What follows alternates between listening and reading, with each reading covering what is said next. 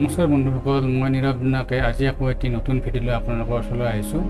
আশা কৰোঁ ভিডিঅ'টো চাই সকলোৱে ভাল পাব। যিসকলে পোনপ্ৰথমবাৰৰ বাবে মোৰ ভিডিঅ' চাইছে তেখেতসকলে মোৰ চেনেলটি ছাবস্ক্ৰাইব কৰি ল'ব, লগতে কাষতে থকা বেল আইকনটি দবাই অল চিলেক্ট কৰি ল'ব। আহক ভিডিঅ'টোলৈ আগবাঢ়ো। আপুনি আপোনাৰ জীৱনৰ আটাইতকৈ ডাঙৰ প্ৰব্লেমটো কি জানেনে? ৰ'ব মই আপোনালোকক কৈ আছোঁ। Life, LIFE। লাইফ স্পেলিংটো আপোনালোকে ভালদৰে পঢ়ক আৰু ইয়াৰ প্ৰথম L আৰু শেষৰ ইটো কাটি দিয়ক। ইয়াৰ পিছত কি ওলাব? ইফ। ইয়াৰ অৰ্থ হৈছে যদি। আৰু এই যদি শব্দটোৱে আপোনাৰ জীৱনৰ আটাইতকৈ ডাঙৰ সমস্যাৰ সৃষ্টি কৰে। যদি মোৰ বহুত টকা থাকিলেহেঁতেন, যদি মোৰ মা দেউতা ধনী হ'লহেঁতেন, যদি মোৰ পত্নী ভাল হ'লহেঁতেন, যদি মই দুখীয়া নহ'লোহেঁতেন, আৰু এনেকৈ আপুনি সকলো কথাতে যদি লগাই থাকে, কিন্তু আপুনি নিজৰ ওপৰত কেতিয়াও ধ্যান নিদিয়ে। যিদিনা যদি শব্দটো আপোনাৰ জীৱনৰ পৰা আপুনি আঁতৰাই পেলাব, সেইদিনাৰ পৰাই আপোনাৰ জীৱনটো ভাল দিশলৈ গতি কৰিব আৰু আপোনাৰ সমস্যাবোৰ নিজে নিজে আঁতৰি যাব। গতিকে এতিয়াৰ পৰাই আপুনি যদি শব্দটো আপোনাৰ জীৱনৰ পৰা আঁতৰাই পেলাব। প্ৰেম সেয়া নহয় যে কামনা বাসনা লাভ কৰাৰ পিছত শেষ হৈ যায়। প্ৰেম সেয়াহে য'ত আপোনাৰ প্ৰেয়সীৰ সন্মুখত বহি থাকিলেও আপোনাৰ তেখেতক চুবলৈ সাহস নহয়। যিজনে প্ৰতাৰণা কৰি আপোনাৰ পৰা আঁতৰি গ'ল, তেওঁৰ কথা মনত পেলাই দুখ কৰি থোৱাতকৈ আপুনি যিজন বৰ্তমান লগত আছে তেওঁৰ লগত শান্তিৰে থকাই ভাল। অহংকাৰ মদৰ নিচিনা হয়।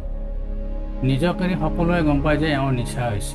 নিজক লৈ ইমান অহংকাৰ নকৰিবা, কাৰণ ক'ব নোৱাৰি ভগৱানে কিমানজন এনেকুৱা অহংকাৰী বনালে আৰু কিমানজনক ভগৱানে ধ্বংস কৰিলে।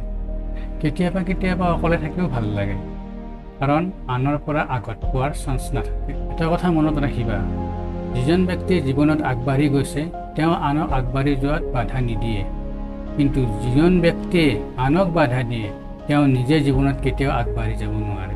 যিজন ব্যক্তি মদাহী হৈ গৈছে তেওঁৰ হাতত যদি কেতিয়াবা মানুহে গাখীৰৰ গিলাচো দেখে, তথাপিও কিন্তু সেই মানুহবোৰে সেয়া মদ বুলিয়ে ভাবিব। আপুনি বিচাৰেনে আপোনাক কোনোবা সদায় মনত ৰখাটো? তাৰ আগতে এই কথাটো বুজি লওক। কেতিয়াবা আপুনি কোনোবা এজন ব্যক্তিক হঠাতে দেখাৰ লগে লগে আপোনাৰ মনলৈ আহে যে এই ব্যক্তিজনক মই ক'ৰবাত দেখিছোঁ, কিন্তু আপুনি তেওঁৰ নামটো মনত পেলাব নোৱাৰে। তেওঁৰ নামটো পাহৰি যায় আৰু আপুনি তেওঁৰ ওচৰলৈ গৈ সুধে, আপোনাক ক'ৰবাত মই দেখা পাইছোঁ, কিন্তু আপোনাৰ নামটো পাহৰি গ'ল। এই সকলোতকৈ ডাঙৰ ভুল আপোনাৰ। যিকোনো ব্যক্তিৰ বাবে তেওঁৰ নামটো আটাইতকৈ প্ৰিয় বস্তু হয়। সেইবাবে যেতিয়া তেওঁৰ নাম লৈ মতা যায় তেওঁ আনন্দ লাভ কৰে আৰু তেওঁ কিবা এটা আপোন ভাবে। গতিকে আপুনি মানুহৰ নাম মনত ৰখাটো চেষ্টা কৰিব। দ্বিতীয় প্ৰয়োজনীয় কথা, আপুনি যিমানজন মানুহৰ নাম জানে বা যিখিনি আপুনি আপোন বুলি ভাবে তেওঁলোকৰ নামবোৰ পাৰিলে ডায়েৰীত মেইনটেইন কৰি থওক। আৰু আপুনি যিমান মানুহক জানে তেওঁলোকৰ জন্ম তাৰিখটো মনত ৰাখিবলৈ চেষ্টা কৰিব। তেওঁৰ জন্মদিনত তেওঁক শুভকামনা জনাব।